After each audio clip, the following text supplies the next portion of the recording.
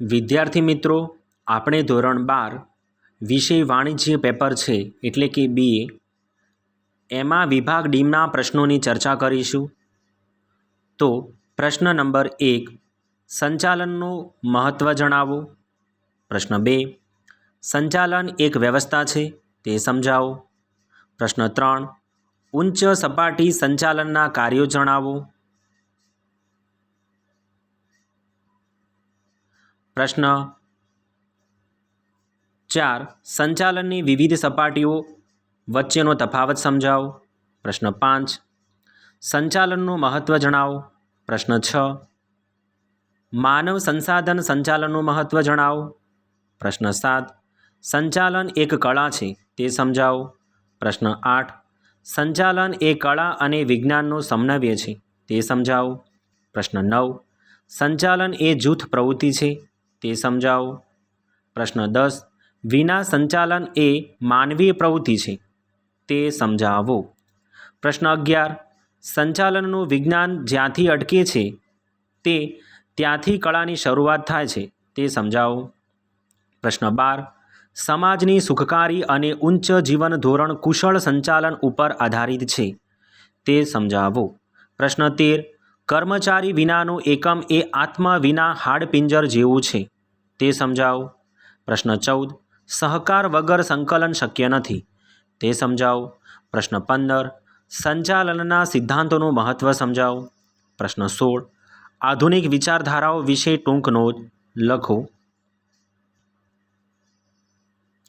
પ્રશ્ન નંબર 17, સંચાલનના સિદ્ધાંતો એ માનવ વર્તણૂક પર આધારિત છે તે વિધાન સમજાવો. પ્રશ્ન 18, વર્તન સંબંધિત વિચારધારાઓ વિશે સમજાવો.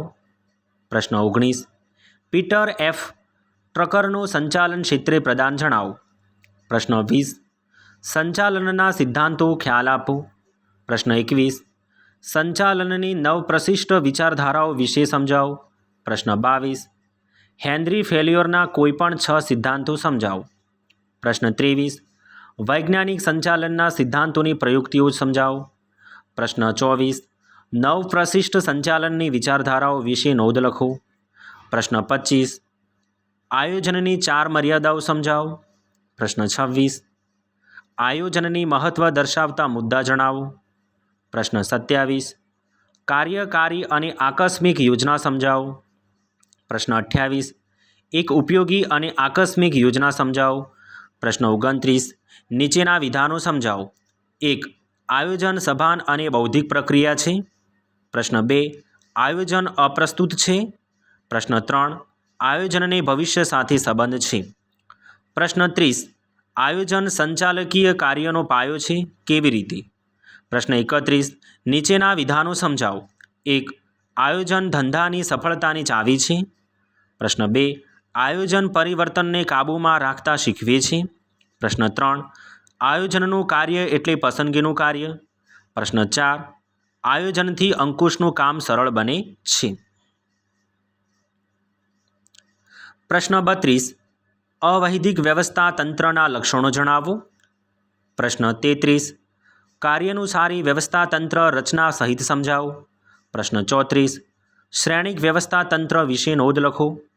પ્રશ્ન 35, સત્તા સોંપણીના મૂળભૂત તત્વો વિશે સમજાવો. પ્રશ્ન 36, જવાબદારીની સોંપણી વિશે ટૂંક નોંધ લખો.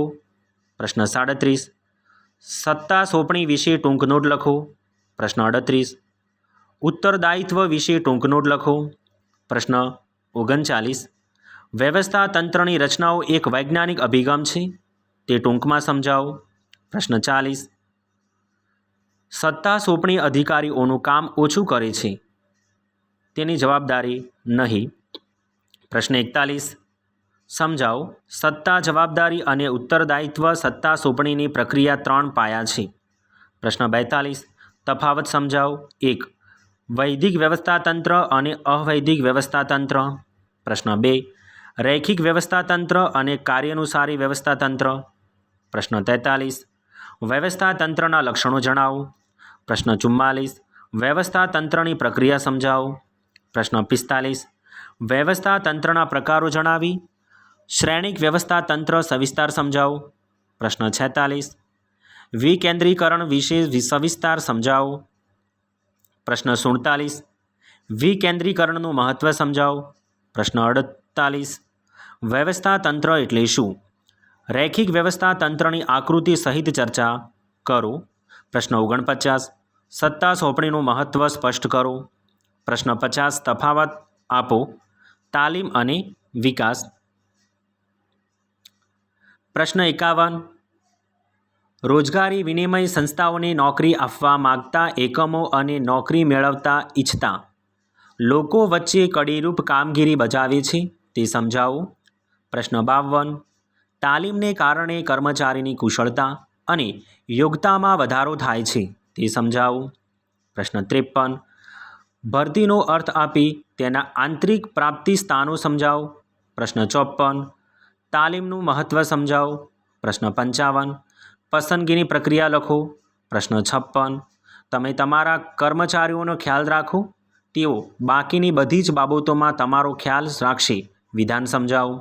પ્રશ્ન 57 ભરતી અને પસંદગી વચ્ચેનો ભેદ સ્પષ્ટ કરો. પ્રશ્ન 58 નિરીક્ષકના કાર્યો જણાવો.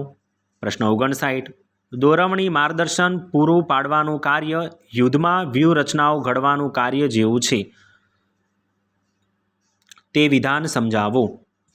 પ્રશ્ન 60 નાણાકીય પ્રોત્સાહનનો આવડત અને કુનુહ ધરાવતા કર્મચારીઓ માટે વરદાન સમાન છે. પ્રશ્ન 61 બિન નાણાકીય પ્રોત્સાહનનો સમજ આપો. પ્રશ્ન 62 અભિપ્રેરણાનું મહત્ત્વ સ્પષ્ટ કરો. પ્રશ્ન 63 આયોજન અને અંકુશ વચ્ચેના સંબંધ જણાવો. પ્રશ્ન 64 આયોજન અને અંકુશ એક જ સિક્કાની બે બાજુઓ છે તે સમજાવો. પ્રશ્ન 65 અંકુશ એ નકારાત્મક કાર્ય નથી, વિધાનની યથાર્થતા તપાસો. પ્રશ્ન 66 અંકુશ એ સંચાલનનું છેવટનું કાર્ય છે તે શા માટે? પ્રશ્ન 67 આયોજન એ અંકુશ માટેની પૂર્વશરત છે. વિધાન સમજાવો. પ્રશ્ન 68 અંકુશ એ સતત પ્રક્રિયા છે તે સમજાવો. પ્રશ્ન 69 અંકુશ વગરનું ઔદ્યોગિક એકમ સારથી વગરના રથ જેવું છે.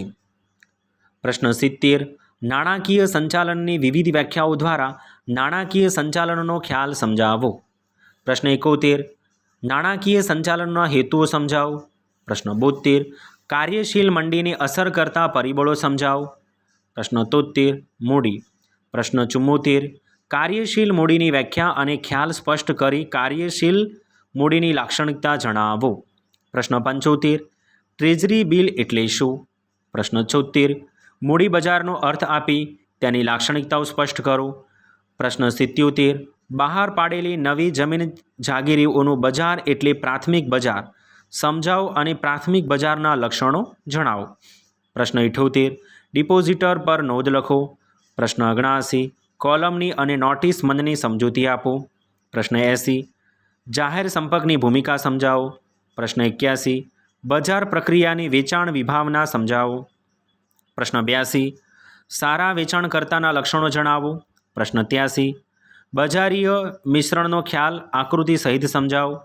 પ્રશ્ન 84 બ્રાન્ડિંગની 6 લાક્ષણિકતા જણાવો. તો વિદ્યાર્થી મિત્રો, આપણે વિભાગ ડીમાં જે આ પ્રશ્નોની ચર્ચા કરી છે તે દરેક વિદ્યાર્થીને પ્રશ્નના જવાબ સાથે તૈયાર કરી લેવા.